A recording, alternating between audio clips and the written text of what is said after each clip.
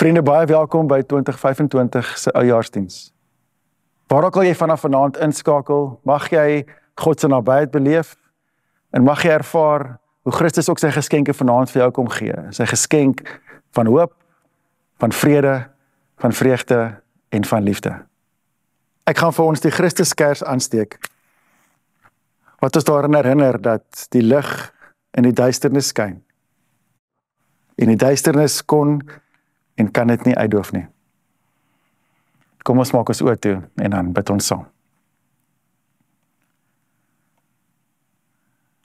Here God, ons reis deur hierdie wêreld met 'n verlange wat so maklik geïgnoreer kan word. 'n Dors na meer. En daarom kom raak ons vanaand stil by U op die vooraand van die nuwe jaar. Ons dors na vreugde en vrede. Dis 'n dors wat ek so maklik probeer les deur myself te verloor in 1000 take en plekke. Here, ek dors na stilte, na U voelbare nabyheid. Mag my soeke verdiep soos 'n wortel wat aanhoudend soek, dieper soek na water. Here, dankie dat U hierdie dors in my geplaas het. 'n Rou eerlike dors na meer. En ek bid dat hierdie dors my nader aan U sal lei. Om aan te hou, kniel en proe en voluit te leef. En om die geskenk van die lewe in al sy volheid te kan indrink. Amen. Vriende, ek gaan vanaand vir ons 'n gedeelte lees uit Genesis 18, die verhaal van Abraham en Sarah, want ek dink nogal hier's 'n paar rigtingwysers vir ons vir 2026. Genesis 18 vers 1. Ek gaan dit lees uit die 83 vertaling. Die Here het aan Abraham verskyn by die groot akkerbome van Mamre. Terwyl hy op die warmste van die dag by sy tentdeur sit, kyk hy op en sien 3 mans daar naby staan. Toe hy hulle sien, het hy van sy tentdeur af na hulle toe gedraf en voor hulle gebuig. Hy het gesê, menere, sal u my 'n guns bewys deur nie by my verby te gaan nie. Toe het Abraham botter en melk en die kalf wat hy voorberei het gevat en voor die mans neergesit. En hulle het daar onder die boom geëet terwyl hy hulle bedien. Toe vra hulle hom, waar is jou vrou Sarah? En Abraham antwoord, hier in die tent. Toe sê die een, ek sal beslis volgende jaar hierdie tyd na jou toe terugkom en dan sal jou vrou Sarah 'n seun hê. Sarah het by die tentopening gestaan en afluister en die een wat gepraat het was aan die buitekant. Abraham en Sarah was al baie oud. En Sarah was verby die ouderdom van kinders in die wêreld bring en daarom het sy by haarself gelag en gedink, sal ek nog genot kan hê nadat ek afgeleef is en dit met my man wat al oud is. Toe vra die Here vir Abraham, waarom lag Sarah? Waarom dink sy, sal ek werklik 'n kind in die lewe kan bring nadat ek oud is? En dan vers 14 wat dalk die middelpunt van hierdie verhaal is iets te buitengewoon vir die Here. Op die vasgestelde tyd sal ek terugkom. Volgende jaar, hierdie tyd, sal Sarah 'n seun hê. Nou die Bybel praat nie eintlik verskriklik baie oor lag nie, maar die manier hoe die Bybel praat daaroor het amper nie sy gelyke elders nie. Daar's 'n paar hoofstukke, veral in Genesis, wat kan ek amper sê skit van die lag. Sarah was al verby die ouderdom van 90 en Abraham, dink ek, het al by 100 verbygegaan, toe die engel vir hulle sê, die ooievaar is op pad na julle toe. Ek dink hulle het albei amper flou geval. Sarah het agter die groot tentdeur gestaan en glimlag. Ek dink sy het dit dalk gedoen, sodat die boodskapper nie moes dink sy is onbeskof nie. En ek dink terwyl sy daar begin lag het daar waarskynlik ook trane by haar wange afgerol. Ek dink een van die ergste dinge wat met jou kan gebeur in jou geloofslewe, is wanneer jy begin tevrede raak met die hopeloosheid van jou omstandighede, met die hopeloosheid van die lewe. Dat alles maar is soos dit is. Daar's geen waagmoed meer nie, geen drome, geen hoop op verbetering van jou omstandighede nie. Ek dink die verhaal van Abraham en Sarah het hierdie punt bereik. En op hierdie punt maak God se beloftes aan hulle dat hulle 'n nageslag gaan hê, net glad nie meer vir hulle sin nie. Want net voor dit nog in hierdie storie, voor ons hierdie gedeelte lees in Genesis 17 vers 17, lees ons al, het Abraham so moedeloos geraak, dat hy op sy voorkop geval het van die lag. Ons weet van Sarah wat gelag het. Abraham het al voor haar gelag oor die belofte van God. En nou lag Sarah maar eintlik oor dieselfde storie.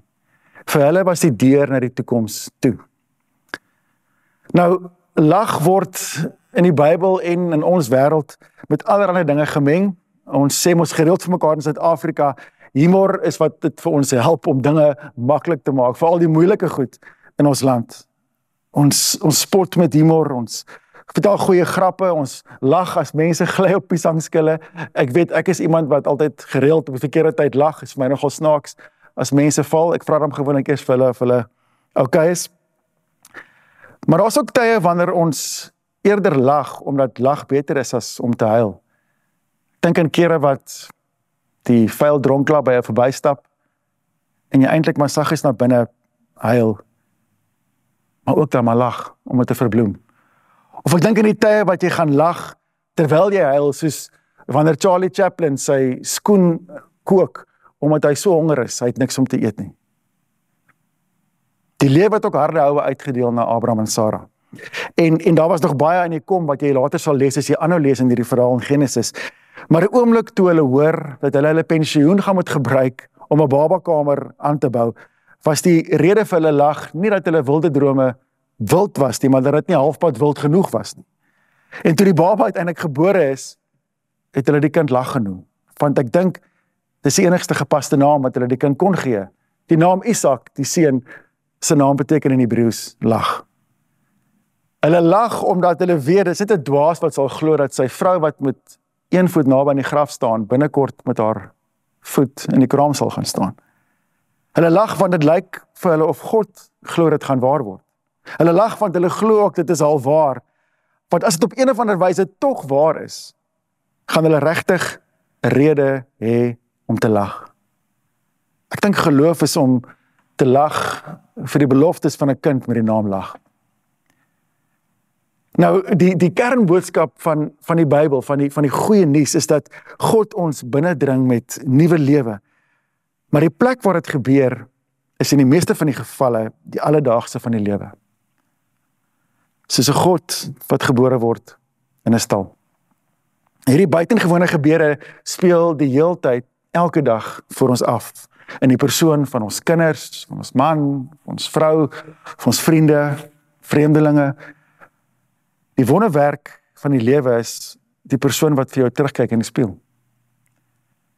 En ek hoop dalk vanaand dat in die storie van Abraham en Sarah jy opnuut iets gaan ontdek van die wonderwerk van die lewe, van die lewe wat puls deur jou are, en dat jy dalk opnuut gaan verlief raak op hierdie wonderlike gawe, hierdie, kan ek maar sê, belaglike, mooi geskenk van God. Nou, Abraham en Sarah se storie is een van geloof, van 'n lewende geloof. Hulle was gehoorsaam aan 'n opdrag met min waarborge. Daar was 'n belofte van God wat vir hulle gesê het, volg wat ek vir julle kom gee, maar daar was risiko aan verbonde en hulle het moeilike keuses gemaak. Wat groot impak gehad het op hulle lewe. Ek glo ons almal wil graag so leef soos Abraham en Sarah, maar voor ons so kan leef, dink ek, wil ons ook daarom weet, is so 'n lewe die moeite werd. Hoe het dinge vir Abraham en Sarah uitgedraai? Of was dit maar net 'n mooi fantasieverhaal? Die antwoord kry ons in Genesis 21, waar daar staan, die Here het sy beloftes aan Sarah nagekom. Sy het swanger geword en 'n seun in die wêreld gebring. Dis 'n soort geloof wat skielik hier in jou arms asemhaal. Na jare van wag en twyfel en bid en huil en lag. Ek dink ons geloof ook het nie tyd vir mooi idees en sentimente wat nie regtig geleef kan word nie.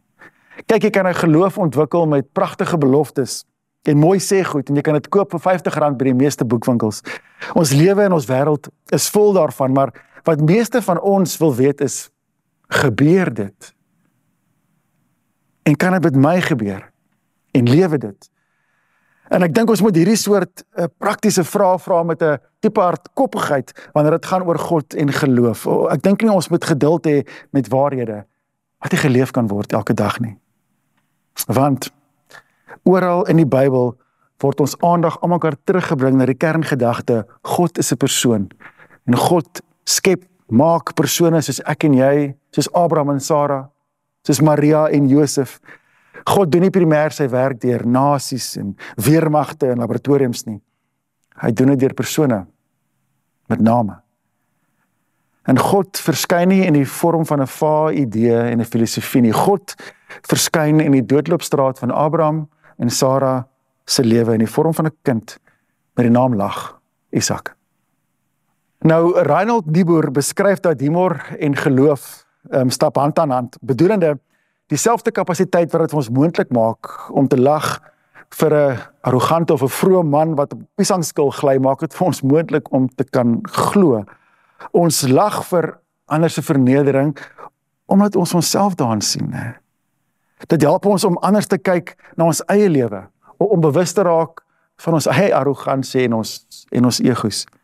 Dit help ons om onsself nie so ernstig op te neem nie. So as jy al ooit 'n dag gehad het waar jy gevoel het, alles loop net verkeerd, alles is net besig op 'n afdraande pad, en jy aan die einde van die dag vir alles kon lag, dan weet jy presies waarvan ek nou praat. Dit is die tipe lag wat al my huwelik gered het. Dis op die einde van so 'n dag wat jy ontdek, ons almal gly maar by tye op piesangskille. En dit help jou ook om jou plekkie te vind in God se heelal. Ja, daar's baie oor God wat te maak het met sy konsekwentheid, né? Sy konsekwente karakter van liefde en van versorging, maar daar's ook altyd meer oor God as wat ons kan antisipeer of verstaan. Ons het nie 'n greep op alles van wie God is nie. Geloof maak nie dat ons net ons vingers verbrand, of ons been breek, of ons harte gebreek word, of ander mense wond nie. Vroeër of later gaan ons lag en huil. Al die dimensies van lag en vreugde. En ek dink op die langtermyn is dit hierdie lag wat ons red, wat ons geloof verdiep. Madeleine L'Engele het so mooi gesê, we try to be too reasonable about what we believe. What I believe is not reasonable at all. In fact, it's hilariously impossible. Possible things aren't worth much. These hilariously impossible things keep us going. So wat kan ons sê is geloof in hierdie verhaal van Sara en Abraham? Ek dink die dieptepunt kom na ons toe en die vraag wat God vra, is enige iets te buitengewoon vir die Here? Dis 'n oomblik waar ons en God mekaar in die oë kyk.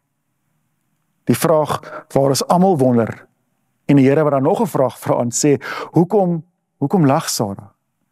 Want dit is wat ons as mense maar doen, wanneer ons nie weet hoe om te reageer nie. Ons lag. Soos ons nou reeds geluister het na die verskillende redes hoekom ons soms lag, skepties, kopskuddend, want God kan of wil hy, of waar is ek binne die hele misterie van my menswees? Nou ek glo met respek gesê, dat God respek het vir hierdie tipe lag. God is nie lig geraak soos ons nie. Ek sien nêrens dat God vir Sara verkleineer omdat sy lag nie, of Abraham wat op sy gesig val omdat hy lag nie. God ontmoet haar in haar eerlike vrae, haar ongeloof en nog meer, hy gee vir haar belofte van hoop. Daarom is God se reaksie so kragtig en so mooi wanneer hy in die retoriese vraag eintlik vir haar vra en uitnooi en sê, is daar enige iets te buitengewoon vir die Here? Dis waar hy vir Sara uitnooi en sê, Sara, jy gaan weer lag. Jy gaan weer oop genoeg wees om verras te word deur die lewe wat tog voor jou lê. Ek dink dit is so belangrik om tog ook te onthou binne hierdie alles, dat God gee nie aan Abraham en Sara 'n skoon bladsy waar volgens ons God se arm kan draai vir enige iets onder die son wat ons hart begeer het. Dit is nie wat hier gebeur nie. Daar's 'n groot verskil tussen wat moontlik is en wat beloof word. Geloof maak nie alles wat ons begeer moontlik nie. Want nie alles word deur God beloof nie. Wat moontlik is, gaan oor wat beloof is. En wat beloof is 'n nuwe toekoms saam met God. Ek dink tog God se vraag van ons 'n antwoord. As jou antwoord of enigiets te buitengewoon vir God ja is, wel ek dink dan is die toekoms toe. Dan is dit 'n geslote wêreld waar dinge voorspelbaar en stabiel en ek dink hooploos is. Dan is God nie meer God nie. Dan is dit 'n onpersoonlike God op wie ek 'n greep en 'n houvas begin kry het. En ek dink daar's dan geen ruimte vir verwondering, vir misterie en vir twyfel nie. En dan is God eintlik maar net so magteloos soos ek. Antwoord ek, nee, daar is niks te buitengewoon vir God nie. Is jy in die wêreld skielik op 'n ander plek? Skielik is ons in God se hande en is die moontlikhede saam met God oneindig.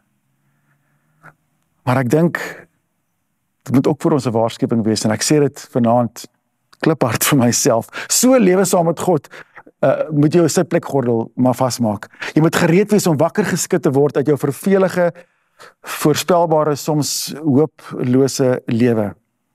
En wakker word in 'n lewe vol risiko en uitdagings en ware hoop.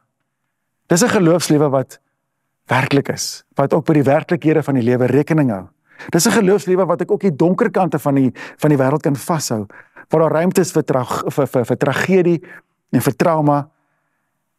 Trauma so tragies soos die laaste paar dae van Jesus se lewe voor sy dood. Daar's ook ruimte vir komedie, soos wat ons lees in die verhaal van Sara, wat swanger word.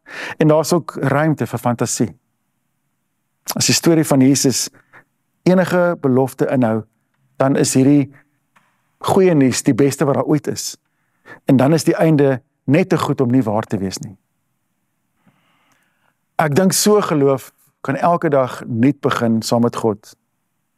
Met dieselfde tipe vraag. 'n Vraag wat sê, Here, kan ek dit vandag weer alles opnuut beleef en glo?